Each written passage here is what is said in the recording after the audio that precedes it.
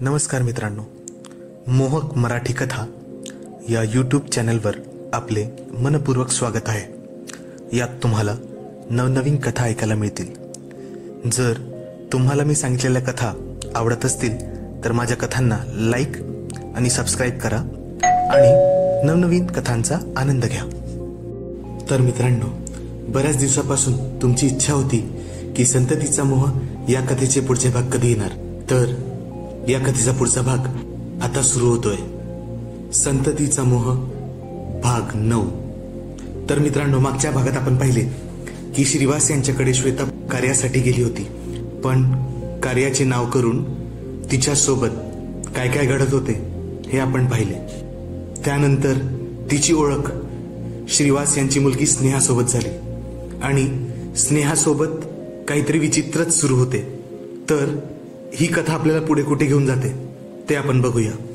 स्नेहाला अश्लील चित्रपट पाहताना श्वेताने पकडले होते, पण श्वेताची ही इच्छा झाली होती की तो चित्रपट पाहावा।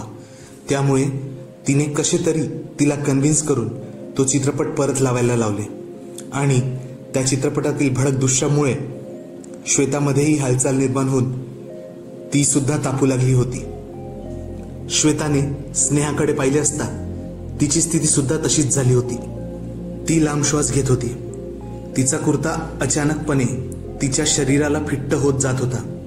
आता त्या मूवीच्या सीनमध्ये दोन मुलींमध्ये समलैंगिक संबंधाचे एक दृश्य सुरू होते। तेव्हा श्वेताच्या डोक्यात एक विचित्र कल्पना आली। स्नेहाला तिने आवाज देऊन आपल्याजवळ बोलवले आणि म्हणाली, स्नेहा, मी ठरवलंय की मी तुझ्या आईला सगळं काही सांगून देणार आहे। स्नेहा एकदमच गार झाली। ती म्हणाली, प्लीज असे करू नका, मी तुमच्या पाया पडते। माझे आईवडील माझं जगणं मुश्किल करून टाकतील। त्यावर श्वेता म्हणाली, ठीक आहे, मग एक काम कर, तुम्ही जे म्हणाल मी ते सगळं करायला तयार आहे। स्नेहा विनवणी करू लागली, ठीक आहे। तर मग त्या सीनमध्ये ती मुलगी जसं काही त्या दुसरी सोबत करते, तू तसंच माझ्यासोबत कर। तिचं ऐकून स्नेहा गोंधळलीच। तिने कधीच असा विचार केला नव्हता की श्वेताच्या डोक्यात असं काही असेल। श्वेता पुढे बोलू लागली, चल, वेळ वाया घालू नकोस, ये पटकन। स्नेहाच्या चेहऱ्यावर भीती आणि एक्साइटमेंट दोन्ही दिसत होते। मग ती श्वेता जवळ बेडवर आली आणि श्वेताने तिला तिच्या मिठीत ओढले। सुरुवातीला दोघ्याही कम्फर्टेबल वाटत नव्हत्या, पण वाढणाऱ्या उत्तेजनेने सगळं बरोबर होत गेलं। श्वेताने आता आपला पदर खाली ओढला आणि स्नेहाला हात वर करायला सांगून तिचा कुर्ता खेचून घेतला आणि तिने स्नेहाला इशारा करत तिला सुद्धा कापडांपासून मोकळे करायचा इशारा केला। ती काहीशी कचरतच ती श्वेताजवळ आली आणि तिच्या ब्लाऊजच्या हुकवर तिचा हात गेला। दोघेही आता फक्त अंतर्वस्तात होत्या। श्वेता म्हणाली, तुझे शरीर खूपच आकर्षक आणि कोमल आहे। स्नेहा लाजली, पण आता श्वेताच्या बाहुपाशात ती थोडी कम्फर्टेबल होऊ लागली होती, कारण दोघ्याही तापल्या होत्या। उत्तेजनेच्या भारात दोघ्याही मोहरून गेल्या होत्या। आता दोघेही एकमेकावर चुंबनांचा वर्षाव करू लागला। दोघांचेही हात एकमेकाच्या शरीरावर सळसळायला लागले। बराच वेळ त्यांचा असाच खेळ सुरू राहिला। एकमेकांच्या शरीराशी खेळताना त्यांना आज वेगळाच अनुभव आला होता। श्वेता विवाहित होती, पण तिच्या आयुष्यात अशा प्रकारचा प्रसंग कधी आला नव्हता आणि स्नेहासाठी हे सगळ्या गोष्टी नवख्याच होत्या। दोघाही काही वेळ तशाच एकमेकांना आनंद देत थोड्या वेळाने निश्चित पडून राहिल्या। दोघांनाही आता फ्रेश व्हायला जायचे होते। पहिले स्नेहा गेली आणि श्वेता आपले कपडे ठीक करत बेडवर पडली होती। थोड्याच वेळात स्नेहा बाहेर आली, तेव्हा श्वेता अजूनही निश्चित पडली होती। ती वरून मोकळीच होती। तिने साडीने स्वतःला कसेबसे झाकून ठेवले होते। स्नेहा बोलली, आंटी, आता तुम्ही जा, पण माझ्या हातून बाथरूम पूर्णपणे ओला झालेला आहे, त्यामुळे तुम्ही जर साडी घालून बाथरूममध्ये गेल्या तर तुमचे पूर्ण कपडे ओले होतील। स्नेहाचे बोलणे श्वेताला पटले। त्यानुसार तिने आपले कपडे बाहेरच काढून ठेवून तशीच बाथरूममध्ये गेली। तिने दरवाजा बंद केला, स्वतःला पूर्णपणे साफ करून घेतले, हातपाय धुवून तशीच बाहेर आली, कारण स्नेहासमोर आता तिला कसलीच लाज वाटत नव्हती। पण बाहेर आल्यावर श्वेता जोरात किंचाळलीच, आई ग, कारण आता खोलीत श्वेता नव्हती, तर त्यांचा तो नौकर होता ज्याने श्वेताला मगाशी तिच्या रूमचा रस्ता दाखवला होता। तो हातात झाडू घेऊन रूम आणि टॉयलेट साफ करायला आला होता। त्याला पाहून श्वेता किंचाळलीच, कारण ती पूर्णपणे उघडी होती। तिने घाबरून आपल्या दोन्ही हातांनी आपले शरीर कसेबसे झाकण्याचा प्रयत्न केला आणि कमरेखाली काही गुंडाळता येईल का यासाठी शोध घेऊ लागली। त्याच गोंधळात लाजेने आणि वेंधळपणाने तिचा तोल गेला आणि ती तशीच खाली घसरून पडली. इकडे तो नौकर आव असून सगळे पाहत होता. थोड्या वेळ त्याला काय झाले काहीच कळले नाही. विस्पारलेल्या डोळ्यांनी तो सगळा फ्रीचा शो पाहण्यात गुंग झाला होता. श्वेता पडल्यावर तो अचानक भानावर आला आणि तिला उचलण्यासाठी तो पुढे येऊन त्याने खांद्याने तिला उचलण्याचा प्रयत्न केला. त्याची एक नजर तिच्या उघड्या छातीवर गेली. श्वेताच्या अंगात त्याच्या स्पर्शाने एकदम करंट आला आणि ती थोडी शुद्धीत येऊन लगेच बाथरूम मध्ये पळाली व तिने आतून घट्ट दार लावून घेतले. आत आल्यावर तिच्या जीवात जीव आला. तिला आता स्वतःचा स्वतःवर राग येत होता. तिने कसे तरी स्वतःला कंट्रोल केले. नौकर म्हणाला, मॅडम मला बाथरूम साफ करायचे आहे. त्याच्यावर श्वेता चिडून म्हणाली की थोड्या थांब, नाहीतर स्नेहाला बोलव. त्यावर तो म्हणाला, स्नेहाला वरती बोलवले आहे. म्हणून ती तिकडे गेली. श्वेता बाथरूम मध्ये इकडे तिकडे पाहू लागली आणि अंग झाकायला काहीतरी मिळते का ते शोधू लागली. तिथे फक्त स्नेहाचे काही कपडे होते. ते कपडे श्वेतासाठी खूपच लहान होते, पण कसे तरी स्वतःला झाकावे यासाठी तिने ते घातले. त्यात एक टॉप आणि स्कर्ट होता. वरती सगळे गुरुजींच्या क्रियेत बीज असल्यामुळे त्यांची काही मदत तिला होणार नव्हती. शेवटी श्वेताला दुसरा काही पर्याय नाही म्हणून तिने जे मिळेल ते कपडे घालून आपले शरीर झाकायचा प्रयत्न केला. कारण काही नसण्यापेक्षा जे काही असेल ते बरे या विचाराने श्वेताने स्वतःला कसे तरी झाकले. नौकर अजूनही बाहेरून ओरडत होता, काय झाले मॅडम, इतका वेळ काय लागतोय तुम्हाला? त्यावर श्वेताला उत्तर द्यायचे नव्हते, पण शेवटी ती बोललीच, अहो माझे कपडे बाहेरच राहिलेत. नौकर बोलला, हो मॅडम, तुमचे पूर्ण कपडे इथे बेडवरच पडलेले आहेत. तुम्ही कपडे आताच घेऊन जायला हवे होते. बघा झाला ना आता प्रॉब्लेम. यावर काय बोलावे तिला कळत नव्हते. ती लाजेने पाणी पाणी झाली होती. तो पुढे बोलला, बरं झालं मॅडम, मगाशी त्या स्थितीत तुम्हाला मीच पाहिले. जर आमच्या मालकांनी पाहिले असते तर तुम्हाला कुणीच वाचू शकले नसते. असा 12 बोडाचा आमचा मालक आहे. असे म्हणत तो नालायकपणे हसायला लागला. आता श्वेता त्याला काय सांगणार? थोड्या वेळ आधीच तिने त्याच्या मालकासोबत काय काय केले ते. तिला आता कोणत्याही परिस्थितीत बाथरूमच्या बाहेर यायचे होते. ती तशीच उभी राहू शकत नव्हती. ती छोट्याशा नॅपकिनमध्ये आणि स्नेहाच्या छोट्या स्कर्टमध्ये यायच्या स्थितीत नव्हतीच. ती काहीतरी वेगळीच दिसत होती. तिने त्याला रूमचे दार बंद करायला सांगितले. दरवाजा बंद केल्यावर तिने एक जोरात श्वास घेतला आणि सगळी लाज गिळून पटकन दरवाजा उघडून बाहेर आली. स्नेहाच्या छोट्या स्कर्टमुळे तिला चालता येत नव्हते आणि नौकर नजर रोखून तिच्याकडे पाहत होता. बहुतेक तो तिची यायचीच वाट पाहत होता. अचानक त्याच्या बोलण्याचा लहजा बदलला आणि तो तिला राकटपणे म्हणाला, कुठे चाललीस राणी? त्याला इग्नोर करून छोट्याशा त्या टॉवेलमध्ये आपले शरीर झाकत ती सावरत सावरत बेडकडे आली आणि कपडे घालायला लागली. यानंतर जे काही घडले त्याचा विचार तिने स्वप्नात सुद्धा केला नव्हता. तो तिला आडवा झाला आणि त्या नालायक माणसाने तिच्या शरीरावरचा टॉवेल ओढून टाकला. ती संपूर्णपणे मोकळी होती.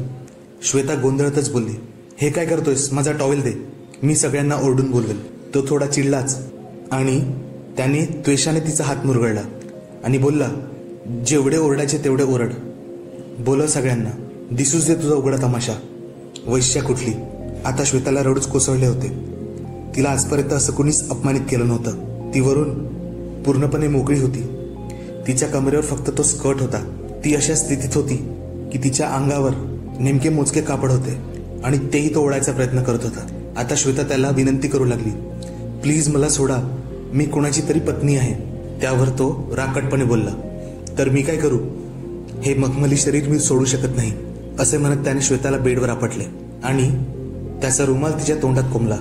त्याच्या घामाने भरलेल्या रुमालाने तिला उलटीसारखे वाटत होते, पण ती काहीच करू शकत नव्हती. तो तिचे दोन्ही हात पकडून तिच्या अंगावर बसला आणि तिच्यावर पूर्णपणे नियंत्रण करून घेतले. आता तो तिच्या शरीराशी खेळायला लागला आणि तो तिच्यावर अतिप्रसंग करायचा प्रयत्न करत होता. श्वेताला आता मेल्याहून मेल्यासारखे वाटत होते. ती आपले पाय आपटत होती, पण काहीच फायदा नव्हता. त्याने तिचे दोन्ही हात घट्ट पकडून तिच्या शरीराचे लचकेस तो अक्षरशः तोडण्याच्या प्रयत्नात होता. श्वेता आता शांत पडली होती आणि प्रार्थना करत होती. तेवढ्या ठक ठक ठक ठक म्हणून दार वाजले आणि स्नेहाचा आवाज आला, आंटी आंटी. तिचा आवाज ऐकून श्वेता मनोमन खुश झाली. तिला तर जीवनदानच मिळाल्यासारखे वाटत होते. पण नौकराचे मात्र अवसान गळले. तो रागातच बोलला, कुणालाही काही सांगू नका. सांगितले तर मीच म्हणेल तुम्हीच मला हे सगळं करू दिले म्हणून. असे म्हणत तो उठला. श्वेताने पहिले आपल्या तोंडातला कोंबलेला रुमाल बाहेर काढून फेकला आणि एक सन्नकन कानाखाली त्या नौकराच्या मारली आणि आपले कपडे घेऊन बाथरूम मध्ये पळाली. नौकराने खजील होऊन दार उघडले. स्नेहाने विचारले, दरवाजा उघडायला एवढा वेळ का लागला? तर त्याने सांगितले की मी साफसफाई करत होतो. स्नेहाने विचारले, मॅडम कुठे आहे? तर तो बोलला की मॅडम बऱ्याच वेळच्या बाथरूम मध्ये आहे. इकडे श्वेताने बाथरूममध्ये कसेबसे पटापट आपले सगळे कपडे घातले आणि ती बाथरूमच्या बाहेर आली आणि स्नेहाकडे बघायला लागली. स्नेहाने विचारले, श्वेता आंटी, एवढा वेळ का लागला तुम्हाला? तिने आता थोड्या वेळपूर्वी काय झाले होते हे तिच्या चेहऱ्यावर जाणू दिले नाही. तसेच हा नौकर कधी आला हे तिला माहीत नाही असेच तिने दाखवले. स्नेहा बोलली, गुरुजींनी तुम्हाला वरती बोलवले आहे म्हणून मी त्यांचा निरोप घेऊन खाली आले. त्यावर श्वेताने ठीक आहे म्हटले आणि त्या दोघेही गुरुजीकडे जायला निघाल्या. जाता जाता तिने परत एक वेळा त्या नौकराकडे पाहिले आणि मनातल्या मनात त्याला शिव्या दिल्या. आम्ही वर आल्यावर गुरुजींनी सांगितले की ज्याप्रमाणे मगाशी आपण श्रीवास सोबत कार्यविधी केलाय, आता पुढचा विधी स्नेहाचा होईल. जसे मागच्या विधीच्या वेळेस श्वेता माध्यम बनली होती तसा या विधीमध्ये गुरुजी स्वतः स्नेहासाठी माध्यम बनणार होते. स्नेहाला काहीच कळले नव्हते. गुरुजी पुढे सांगत होते, बघ स्नेहा, हा विधी तुझ्यासाठी करण्यात येणार आहे, त्यामुळे तुझे पूर्ण लक्ष यात असणे गरजेचे आहे. जर काही चूक झाल्यास दोष निवारण करावे लागेल आणि ते करणे खूपच कठीण जाईल. म्हणून तुझे पूर्ण लक्ष या विधीत केंद्रित राहावे, ज्याने तुझे अभ्यासाविषयी असलेले सगळे दोष निघून जातील. श्वेता, तू फक्त माझ्या मदतीला थांब, बाकी सगळे जाऊ शकतात. असे म्हणताच सगळे निघाले. आता त्या खोलीत श्वेता, स्नेहा आणि गुरुजी असे फक्त तिघेच होते. स्नेहा तशीच उभी होती, तिला काय करावे हे कळत नव्हते. मग गुरुजींनी इशारा करताच श्वेता स्नेहाला घेऊन त्या जागी गेली जिथे थोड्या वेळपूर्वी ती होती आणि तिने तिला पोटाच्या भारावर जमिनीवर लेटायला सांगितले. स्नेहाने तेच केले, पण तिला खूप लाज वाटत होती कारण तिचा पांढरा कुर्ता पैजामा खूपच घट्ट फिटिंगचा होता आणि त्यामुळे ती अशा पद्धतीने लेटल्यामुळे तिचा ड्रेस तिच्या शरीराभोवती घट्टपणे गुंडाळला गेला होता. गुरुजी म्हणाले, श्वेता तू तिकडे बस आणि स्नेहा, मी तुझ्या कानात 5 वेळा एक पद बोलेल आणि तेच पद तू जोरजोराने या प्रतिमेसमोर परत बोलायचे आणि त्यानंतर तुझ्या मनात असलेल्या इच्छा आणि तुला ज्या काही अडचणी आहेत त्या या प्रतिमेला सांगायच्या. त्यावर स्नेहा म्हणाली, हो गुरुजी. आता गुरुजींनी काही जाप सुरू केला आणि पालथ्या पडलेल्या स्नेहावर ते सुद्धा लेटले, जसे यापूर्वी श्रीवास आणि मी केले होते. गुरुजींची पर्सनॅलिटी एकदम लांब सडक होती, त्यामुळे स्नेहाचे शरीर पूर्णपणे झाकून गेले होते. श्वेताला मगाशी घडलेले आठवू लागले की कशा पद्धतीने ही क्रिया करण्यासाठी ती लेटली होती आणि श्रीवास तिचा कसा फायदा घेत होता. पण आता काहीतरी वेगळेच होते. माझ्या मनात बऱ्याच वेळचा प्रश्न होता की गुरुजींना विचारावे की माध्यमाच्या अंगावर लेटायची काय गरज आहे, पण हे विचारायची माझी हिंमत झाली नाही. गुरुजी स्नेहाला म्हटले, बेटा, तुला हे थोडं ऑकवर्ड वाटेल, पण या विधीची पद्धत हीच आहे. मी तुझ्यावर खूप वजन टाकणार नाही, तुझं लक्ष फक्त पूजेकडे असू दे. गुरुजीने पदांचा उच्चार मोठमोठ्याने सुरू केला, पण श्वेताला असे वाटले की गुरुजीने स्वतःचे शरीर तिच्या शरीरावर तंतोतंत ऍडजस्ट करून घेतले आहे. आता ते तिच्या कानात पद पुटपुटायला लागले. आता श्वेताला जाणवत होते की गुरुजी स्नेहावर जाणून बुजून दबाव वाढवत होते. हे पाहून श्वेता शॉकच झाली की गुरुजीसारखा व्यक्ती सुद्धा या तरुण मुलीचे मादक शरीर पाहून आकर्षित होऊन आपल्या मार्गावरून भटकलेला आहे. गुरुजी त्वेषाने पद वाचत होते. स्नेहाला पण 5 वेळा ती सगळे पद म्हणायचे होते. गुरुजीच्या शरीराने तिच्या शरीरावर होणारा दबाव वाढतच चालला होता. पदांचा जाप संपल्यानंतर स्नेहाला आपली इच्छा प्रथम गुरुजीच्या कानात आणि नंतर प्रतिमेला सांगायची होती. श्वेताने असे पाहिले की गुरुजी ऐकण्याच्या बहाण्याने त्यांचा चेहरा स्नेहाच्या एवढ्या जवळ घेऊन गेले की त्यांचे ओठ जवळपास तिच्या गालापर्यंत पोहोचले होते. त्यांनी आपले दोन्ही हात फ्लोअरवर टेकवून ठेवले होते जेणेकरून स्नेहावर त्यांचे वजन पडणार नाही. पण आता तिचे ऐकण्यासाठी त्यांनी ते हात तिच्या खांद्यावर ठेवले. स्नेहाने तिच्या मनातील इच्छा प्रतिमेला सांगितल्याबरोबर गुरुजी तिच्यावरून उठले, पण उठता उठता त्यांनी आपले धोतर ऍडजस्ट केले. त्यामुळे श्वेताला कळून चुकले होते की गुरुजीच्या डोक्यात काय सुरू होते म्हणून. गुरुजी थोड्या कडक शब्दातच स्नेहाला विचारू लागले, बेटा, ही क्रिया करतेवेळी तुझे पूर्ण लक्ष होते का? त्यावर स्नेहा बोलली, हो होते गुरुजी. पण श्वेताला असे जाणवले की तिचा आवाज जरा कापरा झाला होता. कदाचित तिच्यावर पडलेल्या दबावामुळे ती सुद्धा बावरली होती. पण मग गुरुजी बोलले, मग तुझा आवाज कापरा का येत होता? यावर मात्र स्नेहाला काय उत्तर द्यावे हे कळत नव्हते. ती म्हणत होती की गुरुजी, मी फक्त आपल्या कार्यविधीबद्दलच विचार करत होती. गुरुजी म्हणाले, तू माझ्याशी खोटं का बोलत आहेस? यानंतर मात्र रूममध्ये पूर्ण शांतता झाली होती. कुणाच्या तोंडून काहीच शब्द निघत नव्हते. गुरुजी पुढे बोलले, स्नेहा, तुझ्या अभ्यासातल्या असफलतेचे कारण सुद्धा हेच आहे की तुझे मन स्थिर नाही. अभ्यासाव्यतिरिक्त तुझे मन इकडे तिकडे जास्त फिरत असते आणि तेच इथे सुद्धा झाले. तुझे लक्ष विधी कार्याकडे न जाता तुझ्या शरीरावर माझ्या शरीराच्या होणाऱ्या स्पर्शाकडे जास्त होते. स्नेहा आता जरा भावुक झाली. तिचा गळा भरून आला होता. ती त्या स्वरात बोलू लागली, गुरुजी खरंच माझा विश्वास करा. मी फक्त फायनल एक्झाम पास व्हावी हीच प्रार्थना करत होती. गुरुजी पुढे बोलू लागले, स्नेहा तू माझ्यासोबत खोटे बोलली आहेस. आता मलाच हे सिद्ध करावे लागेल कारण तू माझ्याकडे काहीच पर्याय ठेवला नाही. असे म्हणत त्यांनी श्वेताला जोरात आवाज दिला आणि तिला म्हणाले, श्वेता जरा खात्री कर स्नेहाचे मन भटकले होते की नाही. श्वेता मात्र हैराण होती. तिला वाटत होते हे ती कसे काय माहीत करू शकेल. तिलाही कळून चुकले होते की ती खोटे बोलत आहे आणि तिचे लक्ष एका पुरुषाचे तिच्या शरीरावर होणाऱ्या दबावावर होते म्हणून. तरी तीही गुरुजींना विचारू लागली, पण मी हे कसे माहीत करू शकेल गुरुजी. गुरुजी म्हणाले, अगदी सोपे आहे. तिच्या हृदयावर हात ठेव. तिच्या हृदयाची धडधड आणि तिथल्या भागाच्या आकारावर झालेला बदल तुला सर्व काही सांगून देईल की तिच्यातील उत्कंठा वाढली होती की नाही. गुरुजींच्या तोंडून अशी माहिती ऐकल्यावर श्वेता आणि स्नेहा दोघेही आवाजून त्यांच्याकडे पाहत होते. पण नंतर श्वेताला कळले की गुरुजींनी एकदम योग्य जागी निशाणा लावलाय. कारण तिला सुद्धा माहित होते की ती उत्तेजित झाली तर तिच्यात काय बदल होतात म्हणून. स्नेहाचा चेहरा आता लाजेने लाल होऊन गेला होता आणि तिला आता कळून चुकले होते की गुरुजींना अजून मूर्ख बनू शकणार नाही ती, कारण ते बरेच अनुभवी आणि बुद्धिमान होते. त्यावर स्नेहा आता हरून बोलली, मला क्षमा करा गुरुजी. तुम्ही जे बोलताय ते खरं आहे. माझे लक्ष थोड्या वेळासाठी विचलित झाले होते. गुरुजी म्हणाले, माझ्यासमोर खोटं बोलण्याचा काही उपयोग नाही. नेहमी खरे बोलायला हवे, समजले. स्नेहाने फक्त होकारार्थी मान हलवली. श्वेता समजू शकत होती की गुरुजी सारख्या प्रभावी व्यक्तीसमोर या तरुण कोवळ्या मुलीची काय हालत होत असेल. तिने खोटे सांगितले आणि ते 1 मिनिट सुद्धा त्यांच्यासमोर टिकू शकले नव्हते. गुरुजींनी आता आपल्या पिशवीमधून 2 प्रतिमा काढल्या. त्या प्रतिमा मागे श्वेताने पाहिल्याप्रमाणेच गोलसर आणि लांबोळक्या होत्या. एखाद्या काकडीप्रमाणे दिसणाऱ्या काळ्या दगडात त्या तयार झाल्या होत्या.